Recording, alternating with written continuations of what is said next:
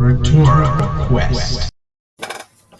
Today, we're going to talk about the relationship between interpersonal communication and love.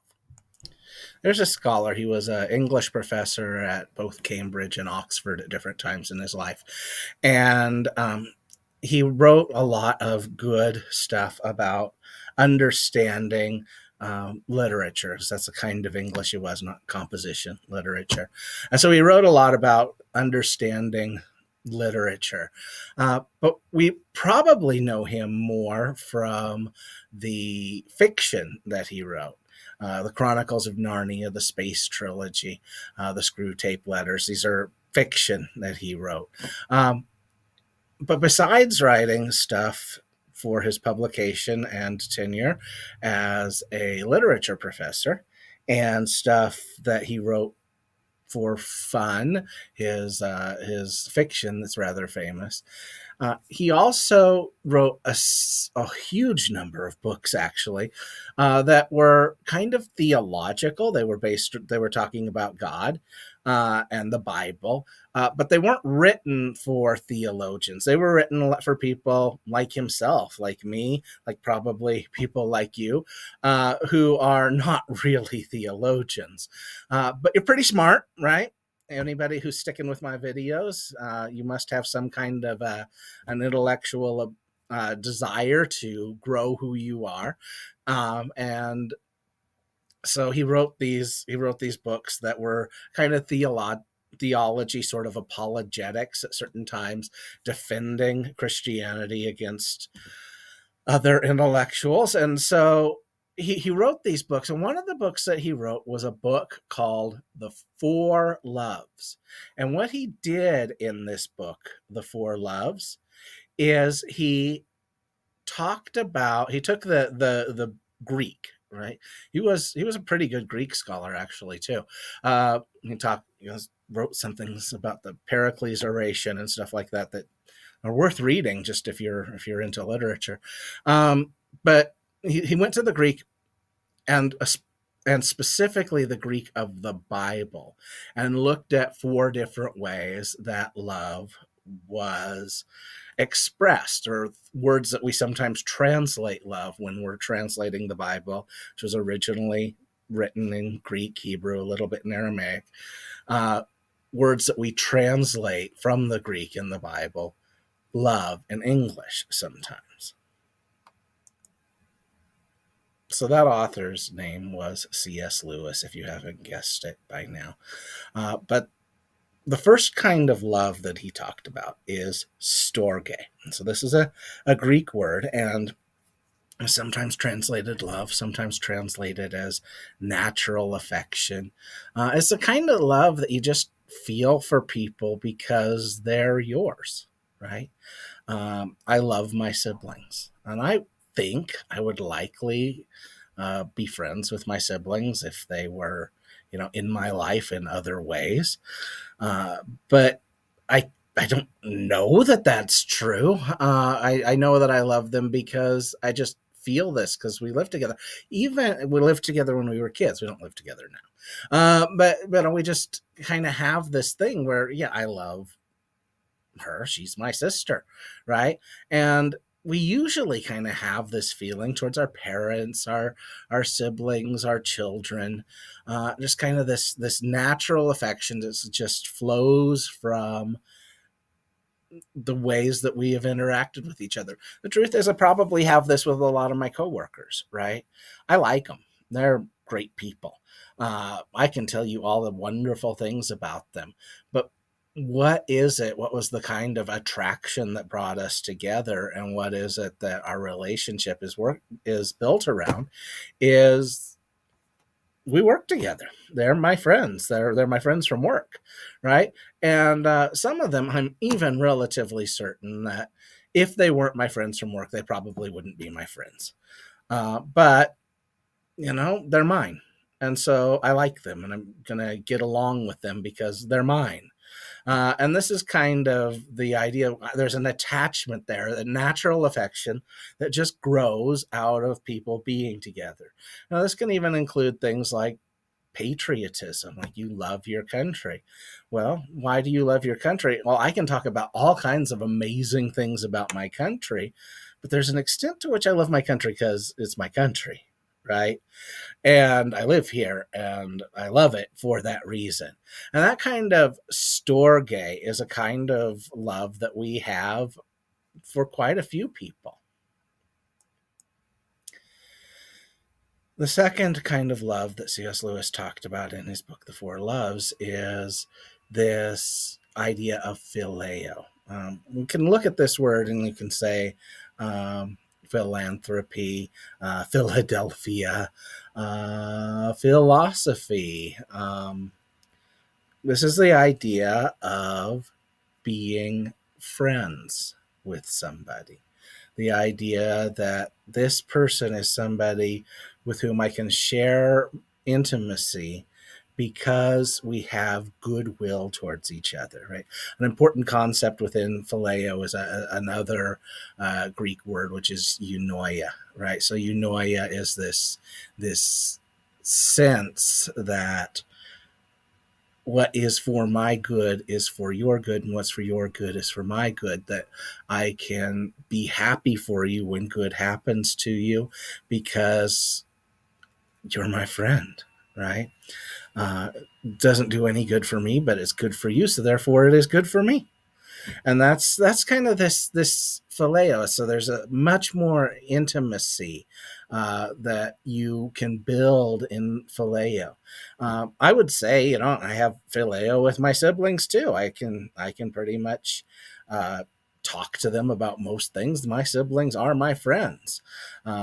Now, like I said, I have some coworkers here who I feel that storge with, where I have a natural affection because I see them every day, and as chair of the department, I'm kind of responsible for them, and I want to take care of them. So I have just a natural affection for them, but some of them I just can't tell everything to them because that's just not the kind of relationship we have. With phileo, it really is very much this idea that you are building intimacy with this person. And the third kind of love is agape. And agape is this self-sacrificing kind of love. So with phileo, if you find out that your friend with whom you have phileo just made $1 million, you will rejoice for them, even though you're not getting $1 million. It's like, yeah, I've got a friend who did, right? Agape is the type of thing where you might actually sacrifice your ability to get $1 million for them to get $1 million. See, this is the idea that I'm willing to put my joy, my happiness, what makes me whole aside, so this other person can be joyful, can be happy, so that they can get the things that they want. I will put aside what I want. Right? This is a pretty extreme kind of love. Uh, I think that even though we would say natural affection, storge is kind of between parent and child, I think that a lot of times we see agape from the parent to the child, not necessarily from the child to the parent. But with the parent is willing to say, you know what, I am just willing to not have what I want because I want you to have what you want. In fact, I'm willing to give up what I need so that you can have what you want, right? This is the kind of sacrifice that's involved in agape, and that's a really intense kind of love. The fourth of these four loves is eros, erotic love. Now, when I hear erotic, you're going to think sexual, and that's okay. Sexual desire can become an erotic kind of love, can become eros. But really, what this kind of love is the type of love where you love somebody for what they bring to the table, right? You love somebody for what they can do for you. And we can talk about it as sexual desire sometimes, because sometimes you desire to be with somebody sexually because you know of the pleasure that would give to you physically, that it would give to your ego if somebody this amazing was interested in you, all of that. But it doesn't always have to be sexual. I mean, it can just be you love somebody because they'll vote for you, right? You love somebody because they cook you good food. And if they stop voting for you or cooking you good food, then you're really not probably going to be all that interested, other than to do it. And so there's always a temptation in Eros, too, to be manipulative, because in this kind of love, it's about getting what I need from the relationship. So anytime somebody's talking about, I need to get what I need from the relationship, you're always talking about erotic love. Even if what you need from the relationship isn't sexual, what you need from the relationship is somebody to drive you places. That is an erotic kind of love. You love somebody for what you can get out of them. All four of the types of love that C.S. Lewis talks about involve some kind of intimacy. Now, if we look at Adler, Proctor, Manning, we in their book Looking Out, Looking In, we see that there are four types of intimacy that they talk about. First is physical. Sometimes you are physically close to people. There are people you hug. There are people you stand close to. There are people who you spend physical time with. And that kind of physical intimacy is a powerful kind of intimacy, and it's part of it. There's also intellectual intimacy. Now, intellectual intimacy isn't just like what I'm doing now, where I try and share ideas that I found in reading and research over the years. Uh, Intellectual intimacy is kind of more of a gestalt. It's this thing that happens, and probably you've all experienced it. I know I experience it every now and then, where you are sharing ideas with a person. And what gestalt means is the whole is more than the sum of its parts. So I bring ideas, you bring ideas, and as we bring these ideas together, new ideas blossom that we never could have come to on our own. That's intellectual intimacy. Then there's emotional intimacy. Emotional intimacy is the ability to share your feelings with somebody, right? To have those people in your life where if you share your feelings, they're not going to respond in anger. They're going to respond in validation, right? And anger might be a feeling, but you know that they're going to validate your feelings first, right? And having that kind of relationship where your feelings are listened to and you listen to their feelings in the same way. You validate them first, right? Before you go into your own feelings or responding to the feelings, it's this validation.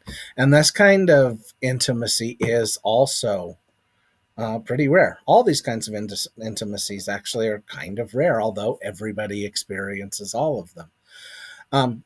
The fourth kind of intimacy is the intimacy around shared activities, right? Um, we know about this. We know that, if you have a team, sports team, then a lot of times they are very close to each other because the closeness comes from the shared activities. Um, Sometimes you have people who study with, and that builds around these shared activities. So these shared activities bring intimacy too, and this is important because intimacy around shared activities was not always written about in the literature. When I was in college, um, I was taught that in general, in Western cultures, men are more stunted in their ability to have intimacy than women are. And there was this book that was extremely influential, actually continues to be extremely influential. And it wasn't wrong. We've just had to add this caveat on it, called The Inexpressive Male, The Tragedy of American Society. That men aren't as willing to engage in intimacy that is emotionally focused. And in general, men are less intimate physically, right? If you look at a man and his best friend, your first thought isn't that they're, leaning on each other. Whereas you think of a woman and her best friend, that may very well be. And so, because of this concept of the inexpressive male, it was thought that men are stunted in their intimacy. They're weakened and somehow in this. But as research started to really look at shared activities, and when that happens, we start to see that men build intimacy just every bit as much as women do. It's just we do it in a really different way. Sometimes we talk about this in terms of women tend to do things with people who are their friends, whereas men tend to have friends who are people they do things with. So you can see there's just kind of a different order of operations there. Right? Women will go do something with somebody because that person's their friend. Men have friends, and the reason this person became my friend is because we did this thing together. And that's what makes him my friend. We do this thing, and so we are friends based around the shared activity. And as we started to look into that, we started to say, okay, there's some differences in the way people who identify as men and those who identify as women tend to interact in general. It's not 100%, but in general. But to say that men are stunted in their intimacy because when they go to a social party, they'll sometimes, hang off by themselves because they really just don't know what to do here. But boy, you give them a chance to go play the game, they're like, oh, okay. This is true, but that doesn't make men stunted because women actually have a problem of not bonding enough around activities. Where they just don't see that as the same type of connection. Not always, sometimes. This is in general. So when I talk about C.S. Lewis's four loves, and then I talk about intimacy, and point out that all of C.S. Lewis's four loves involve some kind of intimacy, something can come to mind sometimes, and it's like, well, what about this person? I love this guy. Man, I really love him. But the truth is, there's really not a lot of intimacy in our relationship. Are you saying that that's not love? And so Sternberg was a psychologist, is a psychologist, he's still around, who developed a triangular theory of love back in 2004. So this triangular theory of love is the idea that he talked about types of love that really just focus on one thing, either intimacy, passion, or commitment. And so if you just have intimacy with somebody, but you don't feel like this passionate feeling that makes you all excited about them, you probably like them, right? And that's just intimacy. But you can have intimacy that is just the passion, or not intimacy. You can have love that is just the passion, right? You love somebody. And this probably does fit pretty well with Lewis's concept of erotic love, of eros. But it's just like this person amazes you. And you can have people who you love because you are committed to them. and that is love. And Sternberg called it empty love. Empty love, love that is just about this commitment. And then he talked about different kind of love that could flow by linking two of these. So you might have somebody where there is intimacy and there is passion. And Sternberg called that romantic love. Romantic love is the kind of love where you like somebody, you desire that person, and so you just kind of have a love that fits around romance. He posited a kind of love that includes both the passion and the commitment. Fatuous love. You care about this person, you're committed to them, but honestly, you aren't terribly intimate with them, right? You can't share your ideas, you can't share your feelings, you can't do this because you are afraid they'll get angry, or because you just haven't built that kind of trust where you could just say these things, right? And so yeah, that's a kind of love that you can have with people. I can think of people with whom I have that kind of love. I care about them. They are people I really think are important to me, and I am committed to them no matter what happens. But there are sure things I'm just not going to tell them, right? And that's what we have going on there. And then we have what he called companionate love, which is where you have intimacy and you have commitment, but you don't really have this passionate desire for the other person, right? And this lack of passionate desire, this person is your companion, your friend. Um, it's a fine kind of love to have. But then he talked about consummate love, which is love that involves all three. I think this is a really useful theory of love too, every bit as useful as Lewis's four loves, to understand there's different kinds of love that I can be experiencing, and different kinds of intimacy, passion, or commitment that can take place in these different kinds of love. So I would love to hear from you. I would love to hear what your thoughts are about the types of love, about the relationship that you think there is between love and intimacy. I'd love to hear from you talking about a comparison, the way you see things, whether you think Lewis's four loves is more interesting, or Sternberg's, how many does he end up with? 6 and 7. 7 loves are more interesting. Which ones do you think are more useful for you to understand love? I would love to hear from you about these things. So if you're one of my students, go ahead and put it in the discussion prompt that I've embedded this video in. Go ahead and talk about those things. If you're not one of my students, I'd still love to hear from you.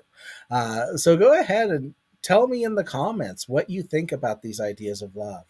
Oh, there is so much more to talk about with love. I had, in my original idea for this video, I had the idea of including a media ecology of love, which is something that I'm really fascinated by right now.